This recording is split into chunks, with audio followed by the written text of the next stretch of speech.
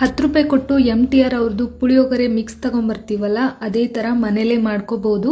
ಕಡಿಮೆ ಖರ್ಚಲ್ಲಿ ಜಾಸ್ತಿ powder ready ಆಗುತ್ತೆ. ಬಿಸಿ ಎಣ್ಣೆಲಿ ಇದನ್ನ ಮಿಕ್ಸ್ ಮಾಡಿದ್ರೆ ಗೊಜ್ಜು ರೆಡಿ ಆಗುತ್ತೆ. ಇದನ್ನ ಮಾಡೋದು ತುಂಬ ಸುಲಭ.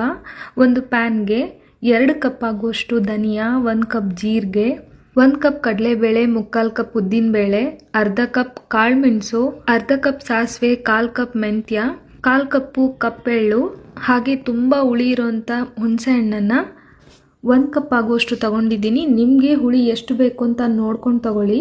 ಜೊತೆಗೆ ಖಾರಕ್ಕೆ ತಕ್ಕಂಗೆ ಒಣಮೆಣಸು, ಕರಿಬೇವನ್ನು ಕೂಡ ತಗೊಂಡೆತ್ತಿಟ್ಕೊಳ್ಳಿ. ಈಗ ಪ್ಯಾನ್ನ ಒಲೆ ಮೇಲೆ ಇಟ್ಕೊಂಡು ಎಣ್ಣೆ ಹಾಕಿ ಚೆನ್ನಾಗಿ ಫ್ರೈ ಮಾಡ್ಕೊಳ್ಬೇಕು. ಮಧ್ಯದಲ್ಲಿ ಕಪ್ಪೆಳ್ಳು ಹಾಗೆ ಹುಣಸೆ ಹಣ್ಣನ್ನು ಕೂಡ ಸೇರಿಸ್ತಾ ಇದ್ದೀನಿ. ಹುಣಸೆ ಹಣ್ಣನ್ನು ಹಾಗೆಯೇ ಕ್ಲೀನ್ ಮಾಡ್ಕೊಂಡು ತಗೋಬೇಕು. ಕೆಲವರು ತೊಳಿಬೇಕಾ ಅಂತ ಕೇಳಿದ್ರು, ತೊಳಿಬಾರ್ದು. ಇದೆಲ್ಲ ಒಂದು ಮಟ್ಟಿಗೆ ಫ್ರೈ ಆದ ನಂತರ ಕರಿಬೇವು, ಒಣಮೆಣಸಿನ್ಕಾಯಿ ಹಾಕಿ ಚೆನ್ನಾಗಿ ಫ್ರೈ ಮಾಡ್ಕೊಳ್ಳಿ. ಒಣಮೆಣಸಿನ್ಕಾಯಿನ ಕಟ್ ಮಾಡೋದ್ರಿಂದ ಫ್ರೈ ಮಾಡೋದಕ್ಕೆ ಈಸಿ ಆಗುತ್ತೆ. ಇದೆಲ್ಲ ಫ್ರೈ ಆದ ನಂತರ 2 ಚಮಚ ಹಿಂಗು, 1 ಚಮಚ ಅರಿಶಿನದ ಪುಡಿ ಹಾಕಿ ಚೆನ್ನಾಗಿ ಮಿಕ್ಸ್ ಮಾಡಿಕೊಂಡು ಒಂದು ಮಿಕ್ಸಿ ಜಾರ್ಗೆ ಸೇರಿಸಿ ಅರ್ಧ ಕಪ್ ಬೆಲ್ಲ, 3/4 ಕಪ್ ಆಗುವಷ್ಟು ಕಲ್ಲುಪ್ಪನ್ನು ಸೇರಿಸಿ ಪೌಡರ್ ಮಾಡಿ ಸೈಡಲ್ಲಿ ಎತ್ತಿಟ್ಕೊಳ್ಳಿ.